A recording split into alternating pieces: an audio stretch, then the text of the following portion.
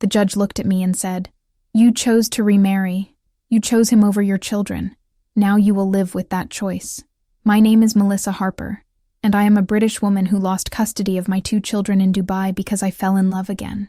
Because after years of being alone, after years of healing from a difficult marriage, I met someone who made me happy. And under UAE law, that was enough to take my children away from me forever." This is the story of how one decision, one choice to find happiness again, cost me everything I had, and how a legal system I did not fully understand punished me for daring to move forward with my life after divorce. I need you to hear this story, because if you are a foreign woman living in the UAE, or if you are considering moving there with a partner, you need to understand what rights you actually have, what you are risking, what the law can take from you if you make one wrong move. I met Omar Khalil in Dubai in 2014. I was 32 years old, working as an interior designer for a luxury hotel chain based in the Middle East. I had moved to Dubai 2 years earlier from Manchester for the job opportunity. The pay was excellent, the work was exciting, and Dubai felt like this vibrant international city where anything was possible. Omar was 35, a UAE national working in real estate development. We met at a networking event at the Burj Al Arab, one of those elaborate affairs with champagne and canapes and people dressed to the nines. I was there representing my company. He was there with colleagues from his firm. We struck up a conversation by the floor-to-ceiling windows overlooking the Arabian Gulf. He was charming, sophisticated, impeccably dressed. He had studied architecture in London, lived there for several years, and spoke perfect English with just a hint of an Arabic accent. He seemed very cosmopolitan, very modern, very comfortable in both Western and Arab worlds. He asked about my work and seemed genuinely interested in my projects. I asked about his work, and he told me about the developments his company was building, massive towers and complexes that were changing Dubai's skyline. We talked easily for over an hour before exchanging business cards. He called me 3 days later and asked me to dinner. I said yes. We went to a restaurant at the top of the Burj Khalifa, with views of the entire city spread out below us, like a carpet of lights. The food was incredible. The conversation was even better. He was well-traveled, well-read, funny, insightful. He made me laugh. He made me think. He made me feel interesting and valued. We started dating. Slowly at first because both of us had demanding jobs. But we made time for each other. Dinners, weekend trips to Abu Dhabi or Fujairah, gallery openings and concerts. Omar introduced me to his circle of friends, a mix of Emiratis and expats. Everyone seemed welcoming and accepting of our relationship. After a year of dating, Omar proposed. He took me to the desert, to a luxury camp where we watched the sunset over the dunes, and he asked me to marry him. I said yes without hesitation. I loved him. I wanted to build a life with him. My parents back in Manchester had some concerns when I told them. My mother asked if I understood what I was getting into, marrying a Muslim man in the UAE. I told her yes. Omar and I had talked extensively about it. He said he respected my independence, that he did not expect me to convert to Islam, that we would have a modern marriage based on equality and mutual respect. He said his family was progressive, that his mother had worked her whole life, that his sisters were educated professionals. We got married in a beautiful ceremony at the Jumeirah Beach Hotel. I wore a white designer gown. Omar wore traditional Emirati dress, a crisp white kandura and gutra. Both of our families were there. His family was warm and welcoming. His mother Laila hugged me and said she was gaining a daughter. His father Mohammed was more formal, but smiled and said he was happy Omar had found someone who made him happy. For the first few years, our marriage was everything I had hoped for. Omar was a good husband. He supported my career, encouraged me to take on bigger projects, bragged about me to his friends and family. We lived in a gorgeous villa in Emirates Hills with a pool and a garden. We traveled constantly, to Europe, to Asia, to exotic islands. Life felt glamorous and exciting. When I got pregnant in 2016, Omar was thrilled. We found out we were having a boy, and he could not have been happier. Khalil was born in March, a healthy, beautiful baby. Omar was an attentive father from day one. He helped with nighttime feedings despite his busy work schedule. He changed diapers. He would spend hours just holding Khalil and singing to him in Arabic. 18 months later, I got pregnant again, this time with a girl. Amira was born in October of 2017. Omar loved her too, though I could tell having a son had been especially important to him. In Emirati culture, sons carry on the family name, inherit certain responsibilities, but he was a good father to both children. Things started to shift when Khalil turned 3, and Amira was about 18 months old. Omar became more traditional. He started making comments about how I dressed. He said maybe I should dress more modestly, especially when we were around his family or at Emirati events. He said it was out of respect for his culture. I tried to accommodate him, wearing longer skirts, higher necklines, loose-fitting clothes when we visited his parents. He also became more controlling about my time and activities. He wanted to know where I was constantly. If I went to lunch with colleagues, he would text multiple times asking when I would be home. If I mentioned going to drinks with expat friends, he would ask pointed questions. Who would be there? Would there be men? Why did I need to go? Was I not happy spending time with him and the children? It felt suffocating. I tried to talk to him about it. I said I needed some independence, some space to breathe. He said he was not trying to control me. He was just concerned because he loved me. But it did not feel like love. It felt like ownership. The fight started. About my clothes, my friends, my work, how I was raising the children. Omar started saying I was too Western, too liberal. He wanted Khalil and Amira to be raised as proper Muslims and proper Emiratis. He wanted them speaking more Arabic and less English. He wanted them eating Emirati food, learning Emirati customs, understanding that they were Emirati first and foremost. I said they are also British. They are half me. They should learn about both cultures. Omar said we live in the UAE now, and that is what matters. The children are Emirati citizens. They need to embrace their identity. By the time Khalil was 4 and Amira was nearly 3, our marriage was in serious trouble. We were fighting constantly. Omar had become someone I did not recognize. The modern, cosmopolitan man I had fallen in love with had been replaced by someone traditional and controlling. He wanted me to be a certain type of wife that I just was not. I realized I could not stay married to him. I could not keep pretending everything was fine. I could not let my children grow up in a house filled with tension and conflict. I asked for a divorce. Omar was shocked at first, then angry. He said I was being ungrateful, that I had everything a woman could want.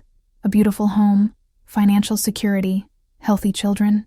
What more did I need? I said I needed to be myself. I needed to not feel controlled and criticized constantly. I needed to be happy. Omar said fine. If I wanted a divorce, he would not stop me. But the children would stay with him. They were Emirati. This was their home. If I wanted to leave, I could leave alone. I contacted a lawyer immediately, a British woman named Sarah who practiced family law in Dubai. I explained the situation. She said that under UAE family law, I had a good chance of getting custody of young children. Mothers typically retain custody of boys until age 11 and girls until age 13. After those ages, custody transfers to the father, unless the court decides otherwise. That was some relief. But Sarah warned me that even with custody, there would be complications. The father would retain legal guardianship, which meant he would have authority over major decisions like education and medical care. And critically, both parents had to consent for children to travel outside the UAE. If Omar refused to give permission, I would be stuck in Dubai with the children indefinitely. I filed for divorce. The process took 6 months, which is actually quite fast by Dubai standards. During that time, Omar and I continued living in the same villa, which was incredibly awkward and tense. We barely spoke except when necessary about the children. The divorce was finalized in early 2021. As Sarah had predicted, I was awarded custody of Khalil and Amira. They were 5 and 3, young enough that the court said they needed their mother. Omar was given visitation rights every other weekend and holidays. He was also ordered to provide financial support for the children and for a villa for us to live in. It was not a perfect arrangement. Omar retained legal guardianship, which meant I needed his signature on things like school enrollment forms and medical consent documents. But I had my children. They lived with me. That was what mattered most. The first 2 years post-divorce were challenging. I was a single mother in Dubai trying to rebuild my life. I had custody of 2 young children and a demanding job, but I managed. I hired a nanny to help with childcare. I leaned on my expat friends for support. I focused on giving Khalil and Amira as normal a childhood as possible. Omar exercised his visitation rights irregularly. Sometimes he would take the children for his scheduled weekends. Other times he would cancel at the last minute, saying he was too busy with work. The children were confused by his inconsistency. Khalil especially would get excited about seeing Daddy, and then be disappointed when Omar did not show up. I started to heal. started to feel like myself again, started to remember what it was like to make my own decisions, to not walk on eggshells, to not be constantly criticized. In 2022, I met James Patterson at an interior design conference in Dubai. He was a Scottish architect working for a firm based in Abu Dhabi. We were both attending a panel discussion on sustainable design in extreme climates. Afterwards, we struck up a conversation about green building practices and innovative materials. We talked for hours. He asked for my number. I gave it to him. We started dating slowly. I was cautious. I had been through so much with Omar. I was not ready to jump into anything serious. But James was different. He was kind, patient, understanding. He knew I had children. He knew about the divorce. He said he admired my strength, that he thought I was an amazing mother. After 6 months, I realized I was in love with him. He felt the same way. When he asked me to marry him in early 2023, I said yes. I wanted to build a future with him. I wanted Khalil and Amira to see what a healthy, loving relationship looked like. But I was worried. I knew that under UAE law, if a mother remarries, the father can petition for custody. My lawyer Sarah had warned me about this during the divorce. I asked her advice now. She said technically Omar could file for custody if I remarried, but she said the court would consider what was in the best interests of the children. If I could prove that James was a good stepfather, that Khalil and Amira were thriving, that my remarriage did not negatively impact them, the court might allow me to keep custody. It was a risk, but I could not live my life in fear. I loved James. Khalil and Amira loved him. He was wonderful with them, patient and playful and caring. He helped with homework, played games with them, read bedtime stories. He respected that Omar was their father and never tried to replace him. He just wanted to be a positive presence in their lives. James and I got married in a small civil ceremony in 2023. Just close friends and my children were there. It was simple and beautiful. We moved into a new villa together, one that James and I rented together, so it felt like a fresh start. For 6 months, everything was perfect. Khalil was 7 and thriving. He loved his school, had good friends, was doing well academically. Amira was 5 and full of energy and joy. She adored James, called him Uncle James, would curl up with him on the couch to watch her favorite cartoons. James had legally taken on the role of stepfather. He understood that Omar retained guardianship rights. He never tried to overstep. He was supportive and caring without trying to replace Omar as their father. Then, I received the court summons. Omar was filing for custody. He claimed that my remarriage to a non-Muslim man was harmful to the children, that they were not being raised properly as Muslims, that I was an unfit custodian. He wanted custody transferred to him immediately. I was devastated. But Sarah said not to panic. She said we would fight this. We would prove that Khalil and Amira were happy and healthy, that my remarriage had not harmed them in any way, that Omar was just being vindictive. We spent the next several weeks preparing for the custody hearing. I documented everything about the children's well-being, their school reports showing they were excelling, letters from their teachers describing them as well-adjusted and happy, medical records showing they were healthy, photos of family outings, birthday parties, everyday moments of joy. The hearing was held at the Dubai family court. Omar showed up with his lawyer and his father Mohammed. I was there with my lawyer Sarah, James, and my parents who had flown in from Manchester to support me. Omar's lawyer went first. He argued that under Article 156 of the UAE Personal Status Law, a mother's right to custody can be revoked if she remarries. He said my choice to marry a non-Muslim man showed I was not committed to raising the children as proper Muslims. He presented testimony from Omar saying that during his visitation time, the children seemed confused about religious practices, that they were speaking more English than Arabic, that they were becoming too westernized. He argued that the children needed to be with their father in a proper Emirati household, where they would be raised with the right values and traditions. He said Omar was a fit father, financially stable, with a supportive extended family who could help raise them. Sarah countered by presenting all our evidence. She argued that the children were thriving under my custody, that they were happy, healthy, well-adjusted, that James was a positive influence, not a negative one. She presented letters from Khalil's teacher saying he was one of the best students in his class, always engaged and enthusiastic. Letters from Amira's preschool teacher describing her as social and joyful. She argued that while yes, I had remarried, that did not make me an unfit custodian, that the law should consider the best interests of the children, not just technicalities about religion. that ripping Khalil and Amira away from the only stable home they had known since the divorce would be traumatic for them. I took the stand. I testified about how I had been the primary parent for years, how Omar had barely exercised his visitation rights consistently, how I had done everything for these children, woken up with them, fed them, taken them to school, helped with homework, comforted them when they cried, celebrated their achievements, how I had been the constant in their lives while Omar drifted in and out. I talked about James, how gentle he was with the children, how Khalil had started asking him for advice about school projects, how Amira would save her drawings to show him when he got home from work, how our home was filled with love and laughter. I begged the judge to see that my children were happy, that they were loved, that taking them from me would destroy them and destroy me. Omar took the stand. He painted a very different picture. He said I had never fully embraced Emirati culture, that I was raising the children to be too Western, too secular.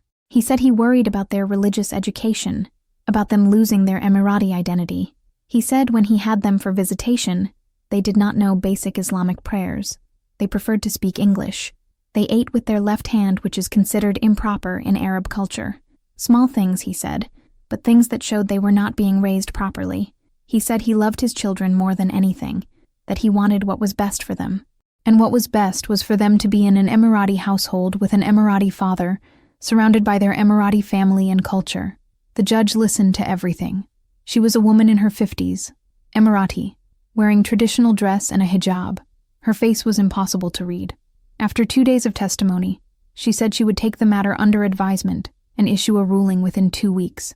Those 2 weeks were the most agonizing of my life. I tried to act normal for Khalil and Amira. I still took them to school, still tucked them in at night, still did all the normal mom things, but inside I was dying. The thought of losing them was unbearable. James held me while I cried at night. He promised we would fight this together no matter what, but even he looked worried. The ruling came on a Tuesday afternoon. Sarah called and asked me to sit down.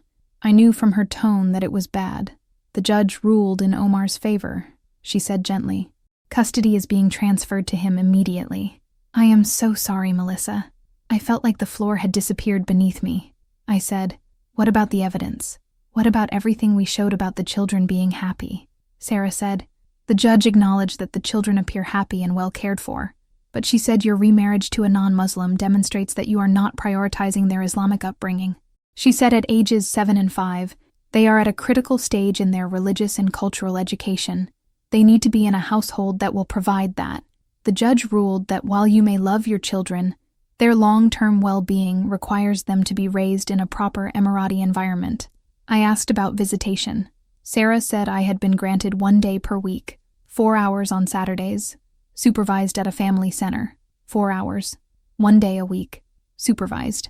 I had lost my children completely. The next day, Omar came to collect Khalil and Amira. I had to pack their belongings, their clothes, their toys, their books, their stuffed animals and blankets. I had to pack up their entire lives into suitcases. I had to explain to them that they were going to live with Daddy now, that Mommy would see them every week, but they would not be living with me anymore. Khalil cried. He said, "I do not want to go, Mommy. I want to stay here with you and Uncle James. This is my home." Amira did not fully understand what was happening. She just kept asking, "When are we coming back, Mommy? When are we coming back?" I had no answer.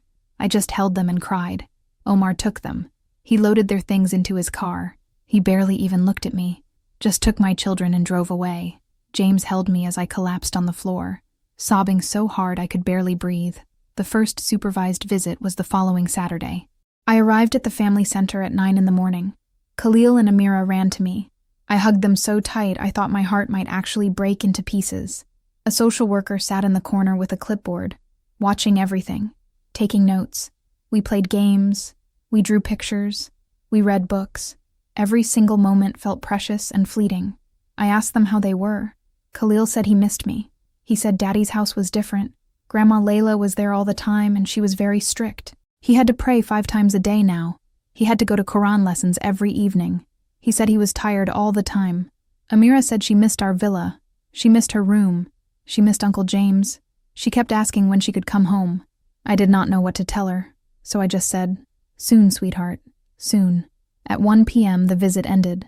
The social worker said our time was up. Khalil and Amira clung to me. They did not want to go. Omar's driver came to pick them up. I watched them being taken away again. I went back to my villa and cried for hours. That has been my life for the past year and a half. Every Saturday, 4 hours, supervised. I watch my children growing up without me. I watch them becoming more and more embedded in Omar's world, while I become less and less important to them. Khalil is 8 now. He is more subdued, more serious than he used to be. He speaks primarily Arabic now. His English is getting weaker month by month. He talks about Islamic school, about prayers, about traditions. He is becoming someone I barely recognize. Amira is 6.5. She is still my little girl in many ways, but she is changing too. She asks less frequently about coming home. She talks more about her cousins, about her aunts, about her grandmother. She is being absorbed into Omar's family, and I am becoming a stranger to her. I have gone back to court twice trying to get more visitation time. Both times I have been denied. The judge says the current arrangement is appropriate, that the children are adjusting well to living with their father, that there is no reason to change the custody order. Omar has started restricting even my supervised visits. If he decides I have said something he does not like, if he thinks I am being a bad influence, he can cancel the visit. He has done this 5 times now. Once because I tried to speak to Khalil in English, and Omar said I was undermining his education. Once because I brought books about British history, and Omar said I was trying to confuse their cultural identity. 3 times because Omar said they were busy with family events and could not make it to the family center. Each time a visit is canceled, I have no recourse. The court order says I get visitation, but there is no enforcement mechanism. Omar is the custodial parent. He has the power. James and I are still together. He has been my rock through all of this, but the strain is enormous. He feels guilty that his presence in my life cost me my children. I tell him it is not his fault, that I made the choice to remarry, that I wanted to build a life with him. But the guilt eats at both of us. We talk sometimes about leaving Dubai, going back to the UK where we could start fresh. But I cannot leave. If I leave, I lose even the 4 hours per week. I would never see my children again. So I am stuck here. In a city that gave me everything, and then took away what mattered most. I think constantly about what I should have done differently. Should I have waited until the children were older before remarrying? Should I have stayed single forever? Should I have never divorced Omar in the first place? Just endured the unhappiness for the sake of keeping my children? But then I think, why should any woman have to make those choices? Why should I have to choose between my own happiness and my children? Why is the law structured in a way that punishes mothers for moving forward with their lives? Under UAE law, if a mother remarries, the father can petition for custody and will likely win. The courts assume that a stepfather is a bad influence, that the children will not be raised properly, that the mother has prioritized her own desires over her children's well-being. But fathers can remarry as many times as they want, without any impact on custody. Omar could marry 3 more women under Islamic law, and it would not matter. He would still be considered a fit parent. The double standard is crushing. I have joined online support groups for mothers in the UAE who have lost custody after remarrying. There are dozens of us. Western women married to Emirati or other Arab men who divorced, and then remarried and lost their children as a result. One woman lost custody of her 3 children when she remarried. She now sees them twice a month for 2 hours each time. Her ex-husband has turned them against her completely. They barely speak to her during visits. Another woman lost custody, and her ex-husband moved the children to Abu Dhabi, 3 hours away. She cannot afford to make the trip every week for her supervised visit. She sees her children maybe once a month now. These stories are heartbreaking, and they are happening constantly in the UAE. I want women to understand what they are risking when they marry someone from the UAE or another Gulf country. If you have children and you divorce, your rights are conditional. You can retain custody of young children, but only if you follow certain rules. If you remarry, especially to a non-Muslim, you will almost certainly lose them. The law is designed to favor fathers and the patriarchal family structure. Mothers are seen as temporary custodians, not as equal parents. I am not saying do not marry someone from the UAE. I am not saying the UAE is all bad. I have had wonderful experiences living here, and I have Emirati friends who are kind and progressive. But the legal system is not fair to women, especially foreign women, and if you do not fully understand that going in, you can lose everything. My children are being raised by their father and his family. They are being taught that I chose to remarry, that I chose James over them, that I am a bad mother. They are being taught to see me as less important, as less worthy of their love and respect, and there is nothing I can do about it. Every Saturday I show up at that family center. I bring games and books and snacks. I try to make the most of those 4 hours. I try to show Khalil and Amira that I love them, that I never stopped loving them, that I would do anything for them. But I can see them pulling away month by month. I can see that I am becoming irrelevant in their lives. Omar has won. The law has given him everything he wanted, and I am left with 4 hours per week and a broken heart. This is my story. But it is the story of so many other mothers in the UAE, mothers who remarried and were punished for it, mothers who lost their children because they dared to find happiness again. If you are going through something similar, know that you are not alone. If this story opened your eyes, please share it. Please help other women understand the risks before they marry, before they move to the UAE, before it is too late. Like this video, subscribe to this channel. Turn on notifications for more stories about mothers fighting impossible legal battles around the world. Thank you for listening. Thank you for caring. Thank you for being here.